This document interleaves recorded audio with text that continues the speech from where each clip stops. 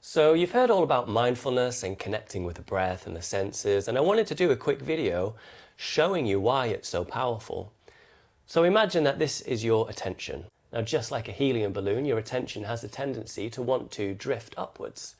And for us, drifting up means drifting into the mind and into thoughts. Now, as you can see right now, your attention is connected to these anchors. Now, each anchor represents one of the five senses, plus there's one for the breath. Now, when you're connected in this way, you feel strong and sturdy, even when a challenging experience is introduced. Now, these challenging experiences can be things like a relationship breakup or losing your job, even someone cutting in front of you in the queue at the supermarket. Whatever these challenging experiences are, it affects you. But notice that when you stay connected to these anchors, you're not flying around the room, you stay grounded and centered. So let's see what happens when we begin to disconnect from these senses. So the first senses to go are the sense of smell and the sense of taste. So you might be eating and drinking, but you're not truly tasting all of the flavors. You're not noticing all of the different aromas. Now that's because these senses have fallen into the background. Now it's all still there, just as it always has been, but you're not directly connecting with it. It's almost as though you're on autopilot. And next is the sense of touch. So I might touch, but I don't truly feel.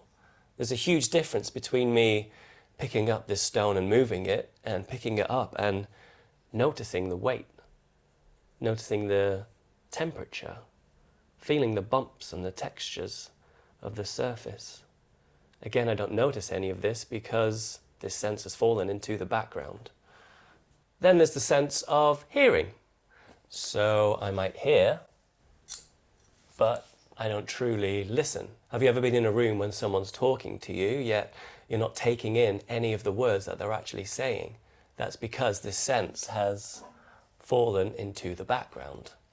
Then there's the sense of sight. So I look, but I don't truly see. Have you ever been walking around your house and you stub your toe and crash into the furniture or bang your head? That's all because you're looking, but you're not truly seeing what's there. You're not directly connecting with it or taking it in. Then let's see what happens when we lose connection with our breath. And it's game over for a short time. We've spiraled into a period of intense anxiety or depression. We're lost in creating painful memories from the past or imagining painful things that might happen in the future. Now, this balloon will deflate at some point and come back down, and we can reconnect to these anchors. But in ourselves, we'll also feel deflated. We might feel a bit bashed up and bruised and tired. And that's why it's so important to stay connected to these senses. So as you're going about your day today, consciously connect with what's going on around you through your senses. And every time you do, you will strengthen those connections. So when these difficult, challenging experiences happen, you'll be much better equipped because you can keep yourself grounded and calm and centered. So I hope that was useful in some way. I hope you have a great day, and I'll see you again soon.